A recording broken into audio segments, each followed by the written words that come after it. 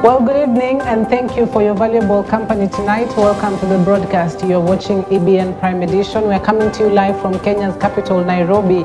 My name is Cynthia Nanjala. For the next few minutes, you will be with me as I take you through stories making headlines tonight. However, here are the day's top stories.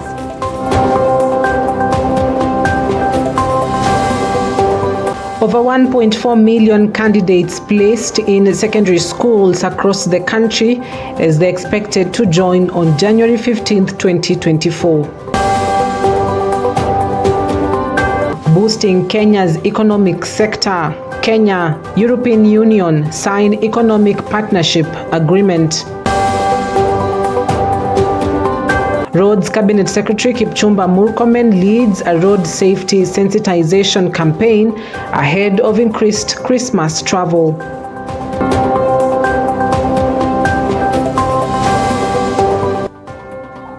Well, you can watch us on Facebook on EBN TV. Our SMS line is 23059. EBN Prime Edition kicks off right now. Education Cabinet Secretary Professor Ezekiel Machogu has released the Form 1 selection list for the 2023 Kenya Certificate of Primary Education candidates. Some 1.4 million students out of the 1.406 who took the KCPE exams have managed to secure placements in various high schools across the nation. Of the selected students, Machogu announced on Monday, 717,000 are boys while 682,000 are girls.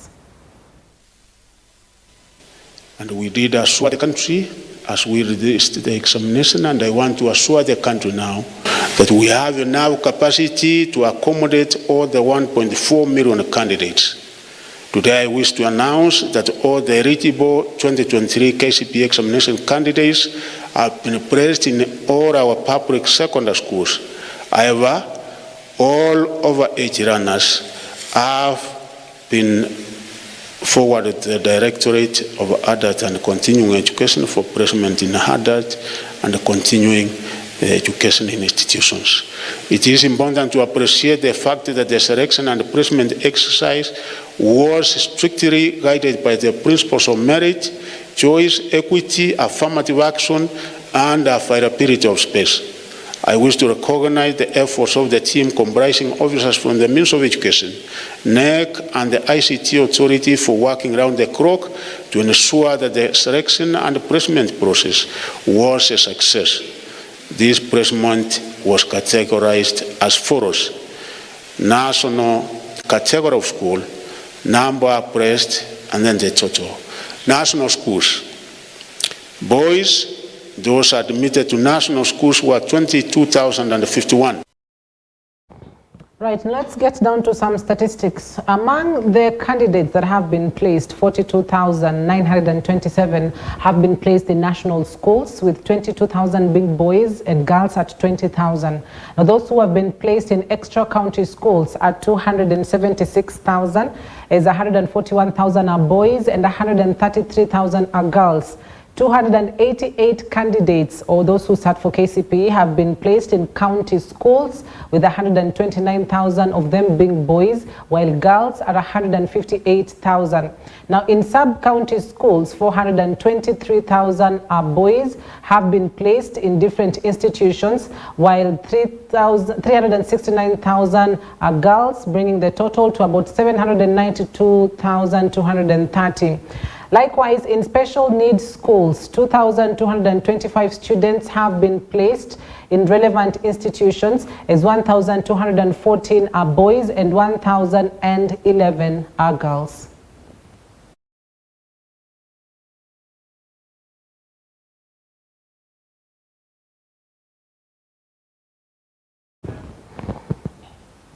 Now, there was competition for top schools, and Education Cabinet Secretary Ezekiel Machogu has listed the top 10 schools preferred by candidates who sat the 2023 KCPE exams. Leading that particular list at position 1 is Kabianga High School as the top most wanted institution, chosen by 186,357 students, despite having a capacity of only 672. Now, Nanyuki High School is the second most sought after choice with 158,741 applications competing for its limited 480 slots. Pangani Girls secured the third spot, selected by 144,000 students with a capacity of 384. Kapsabet Boys, with a capacity of 432, was chosen by 143,723 students.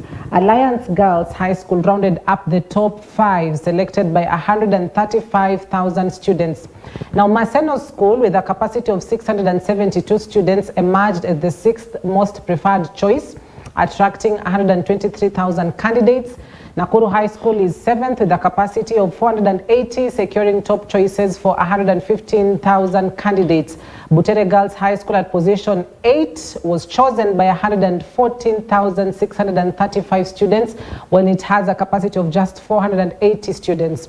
Mangu High School at position 9 was selected by 112,938 students. Rounding up the top 10 is Alliance High School, which was preferred by 110,839 students with just a capacity of 384.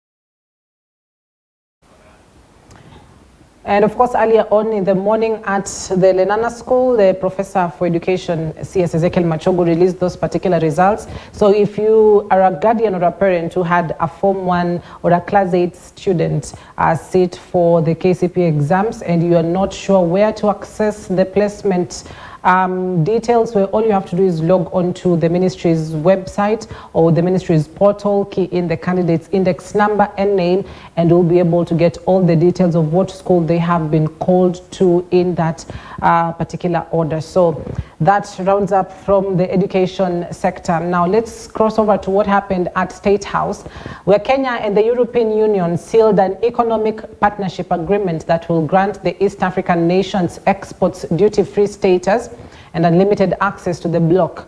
Both sides had initialed a draft deal in June after 7 months of negotiations.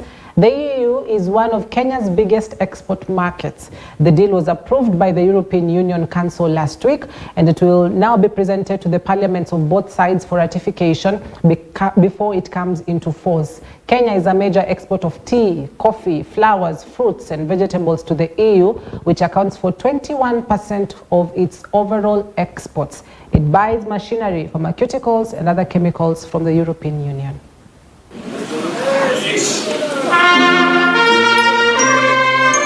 Our trading relationship has been shoes, fruits, vegetables, coffee, apparel, medical equipment, chemicals, pharmaceutical products, and many more across oceans for use by our respective markets. Under these conditions, our trade, investment, and people-to-people relations have ensured that our ties have inevitably grown stronger and closer and flourished over time. Our presence here has been made possible by years of consistent work towards the establishment of a permanent mechanism to underpin trade and investment and transform our mutually beneficial relations, broaden two-way trade, establish new investments, and add value to the items currently being traded between Kenya and the European Union.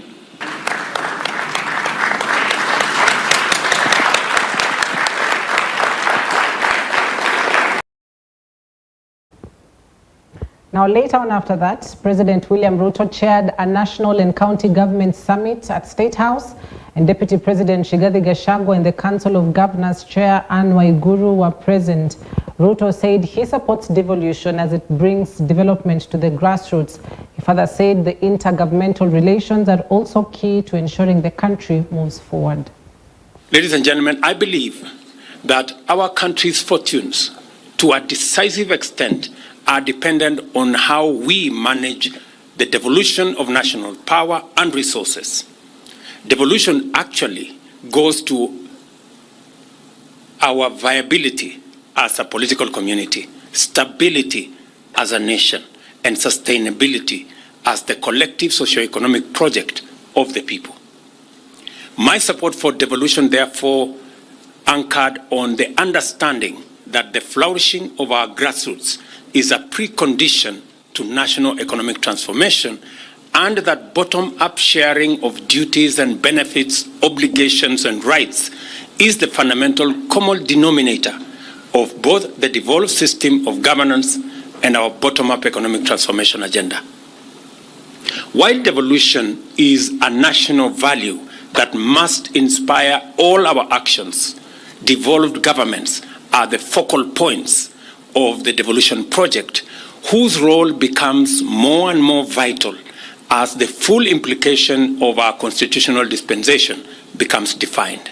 The Intergovernmental Relations Technical Committee shall comprehensively engage with all stakeholders for a further period of 2 months to ensure that the exercise of transfer of functions is completed and pending functions due to the county governments are gazetted for transfer. The Attorney General's office shall offer technical support to the exercise. Now, the former President Uhuru Kenyatta, serving as the facilitator of the East African Community-led Nairobi peace process, has denounced the controversial political-military alliance announced by the Congolese opposition figure Corneille Nangaa. In a statement issued on Monday, Kenyatta termed the alliance as an attempt to challenge the legitimate political status quo in the DRC.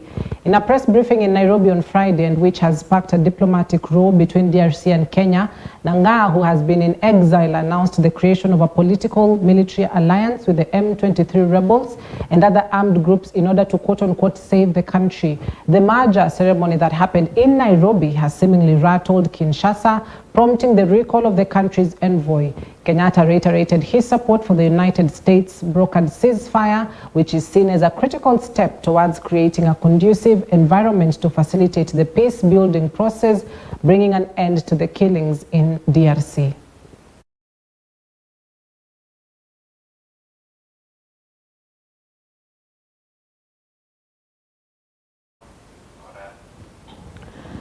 Elsewhere, Roads and Transport Cabinet Secretary Kipchumba Murkomen said that only 3,999 people have lost their lives due to road accidents from January 1st to December 7th, 2023. The CS noted that the decrease in the number of fatalities coincided with an increase in the number of those who were tragically injured. Murkomen also shared that the death toll in the cyclist sector increased due to speeding, dangerous cycling, and inadequate non-motorized transport facilities. Today we release Kenya Highways Code and Drivers Handbooks. Driving on our roads, I am saddened to note that most of our motorists are either unaware of the risks associated with the reckless driving, or they are deliberately engaging in poor practices that endanger their own lives or that of other road users. Unfortunately, the drivers are busy recording the passengers are busy recording the driver for purpose of posting on Facebook or Twitter or on social media or WhatsApp to remind the minister that he has failed his duties. Now, between the minister and you as a passenger sitting there and taking videos, instead of stopping the driver, who is failing more? Na wewe unasisitiza kwamba lazima uketi pale. Unaona kwamba safety belt ni moja, lakini wewe unasisitiza lazima uingie hiyo gari. Tuchukue jukumu sisi wenyewe. Ingekuwa ni sisi ndio tunachukua jukumu hilo, nchi yetu ingeweza kubadilika, ikuwe ni bora zaidi kuliko ilivyo hivi sasa. Now, the road accident that happened on Saturday in Makueni County has recorded 13 deaths after 2 more victims succumbed to their injuries. The accident that happened on Saturday evening along the Kekima-Kali Machakos Road, Kwambisu area in Mboni sub-county caused the death of 10 people on the spot. The post-mortem on the accident victims began today in the Mboni hospital, with the number of those who died due to the accident increasing. Witnesses say the vehicle was carrying excessive passengers. Hiyo gari ilikuwa inaenda Macha kutoka Kekima Bachi, mimi nilikuwa nashukia njiani. Sasa tukiwa almost kufika hiyo kasoko inaitwa Kali, kasikia dede ameshot. Akasema kumeharibika. Ndio nilikuwa nimekaa mbele nikamuuliza nini imeharibika. Aniambia hii gari najaribu kupunguza brake haingii. Acha kukimbia. Sasa ilienda tu distance kidogo, ikaanguka. Na pale ilianguka, kuna height ya kutoka hapo pale ilikuwa imekanyanga. Pale ilianguka ni mrefu. Na tulianguka, niliacha tu ikianguka. Kutoka hapo, nilikuja kushtukia. Tumefinywa na gari. Kama mimi nimefinyiliwa mguu na gari. Haiwezi toka. Imetobolewa. Nilifanya kung'ang'ana itoke juu. Hiyo kichuma ilikuwa imedunga ndani. So from there watu wakaanza kukuja. Tukaokotwa. Tukikimbiza hapo barabarani. Tulianguka chini kaacha barabara saiti ya juu. Siku nilipokea habari kama sister yangu alipata ajali pale ukielekea na Machakos. Na sasa tuko hapa wote kumwangalia na vile umeumia nahitaji matibabu. So ndio kutuombea. Alikuwa anatoka wapi akaenda wapi? Alikuwa anatoka hapa Kekima akielekea Machakos. Ameumia mguu, joint ndio imevunjika kidogo. Nisikia tukua na gari ikirona. So kelona kasikia watu wanapiga nduru. County Governor of Kakamega, Fernandez Baraza, has assured the residents of the county that his government will help all who live with disabilities. Baraza assured that his leadership is committed to highlighting the interest of the disabled and involving them in employment. Now, the governor has asked persons living with disabilities who have not registered to do so to be able to benefit from the employment opportunities that may arise in the county. He has also made it clear that the people with disabilities will not be excluded and they will be recognized and allocated their positions and are enabled in education through bursary funding. Mimi na walemavu tuko kitu kimoja. Mtaendelea kuwasaidia. Mwaka uliopita mnajua tulipatiana vifaa kwa watu 300 kule Matete, na leo tunapatiana kwa ndugu zetu walemavu 100, na hiyo itakuwa mtindo wa kila mwaka ujao, kwa sababu tuko na committee hapa. Tutaendelea kusaidia ndugu zetu na dada zetu walemavu ili muweze kuwa na easy movements.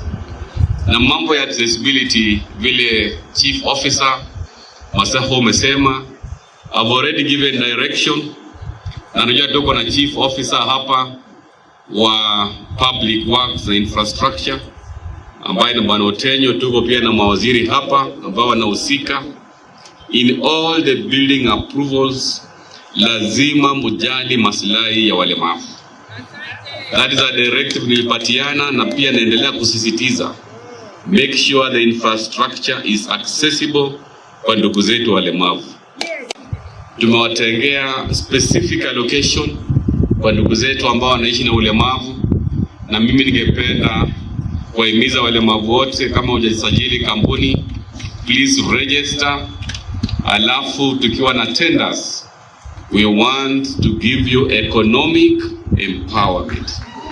Kwa sababu mimi najua walemavu wengi ambao wako hapa, bora mpewe nafasi, you can deliver. Mmefanya kazi nzuri. Kuna kazi tulipatiana kule Shibwe Hospital ya fencing, ilifanywa na mlemavu. It was done very excellent. Hiyo makofi. Najua wako hapa ambao walifanya hiyo kazi. Na pia tuko na kazi tofauti ambazo nimetengea walemavu. They are going to be given an opportunity. Kwa mambo ya bursary nimesema wazi, mwezi ujao we must identify wale ambao wanaweza kusaidia ndugu zetu na dada zetu kupitia kwa hii committee, so that all those vulnerable kids ambao ni walemavu wapewe nafasi kwa bursaries, because tumeongeza kutoka shilingi milioni 2 hadi milioni 4. Na hiyo ilikuwa kwa sababu tunajua walemavu wamekuwa wametengwa sana, walemavu wamekuwa wamedharauliwa, lakini mimi nataka kuhakikishia kwamba maslahi yenu kama walemavu tutaipatia. Now, perhaps a follow-up from that initial press release by the former President Uhuru Kenyatta condemning the new alliances that are expected to be formed in the Democratic Republic of Congo. We're also witnessing some sort of tough wars between Kenya and DRC, where the envoys of the respective country have been recalled back. Now, the Kenyan government has distanced itself from a press conference held in Nairobi by the Congolese politicians and groups, including the M23 rebels that announced the creation of the Congo River Alliance. Our reporter Consolata Chibalonza has the full details on what exactly is happening between the two countries, Kenya and the DRC. The Democratic Republic of Congo recalled its ambassadors from Kenya and Tanzania for consultation on Saturday after a new Congolese military alliance that includes rebels was launched in the Kenyan capital. Alet Shibanda, spokesperson for Congo's foreign ministry, made the announcement on the X platform. The envoy to Tanzania was recalled because Tanzania hosts the headquarters of the East African Community, which Congo also belongs to. On Friday, Congolese politicians and groups, including the M23 rebels, who have seized territory in eastern Congo, and Corneille Nangaa, a former Congo Election Commission chief, launched the Congo River Alliance in Nairobi. Speaking at the launch, Nangaa, who was sanctioned by the US for corruption and obstructing the 2018 elections, said the alliance would bring together various Congolese armed groups, militias, social and political organizations. I think let's look at the future. I'm no longer looking at the 2018 election. The future would have been the best future: democracy, peaceful transfer of power, good elections organization, and this is not. And this is why we say we are not going to keep quiet.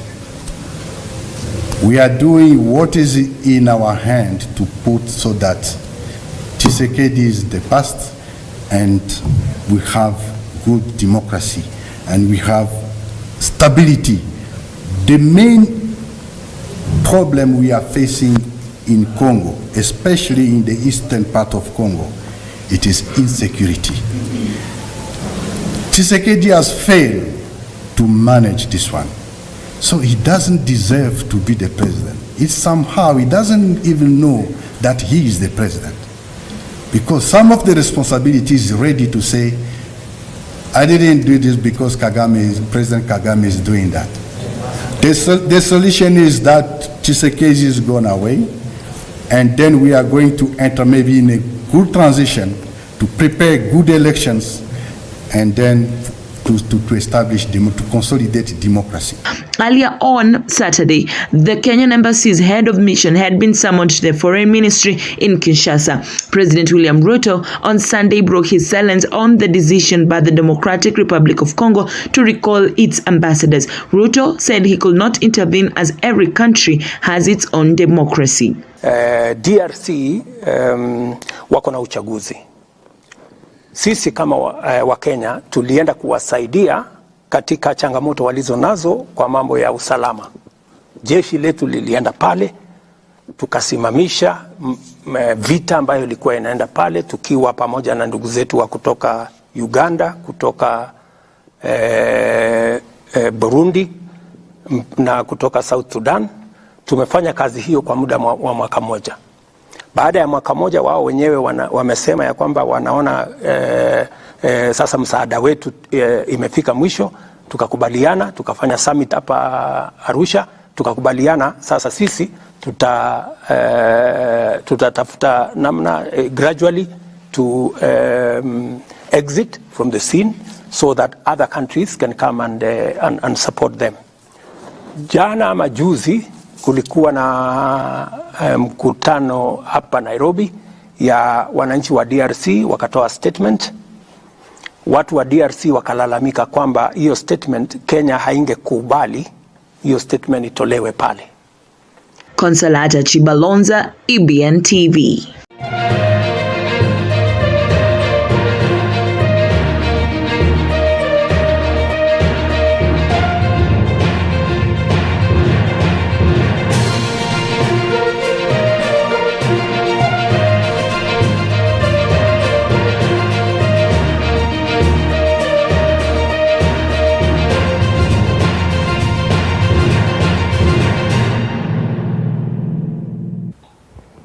In the world of sports, in the Champions League round of 16 ties will hold as Manchester City are set to face Copenhagen, while Napoli take on Barcelona and Arsenal face Porto. Now, Real Sociedad will meet PSG, Atletico Madrid will play against Inter Milan, while Borussia Dortmund will play against PSV as Lazio take on Bayern Munich.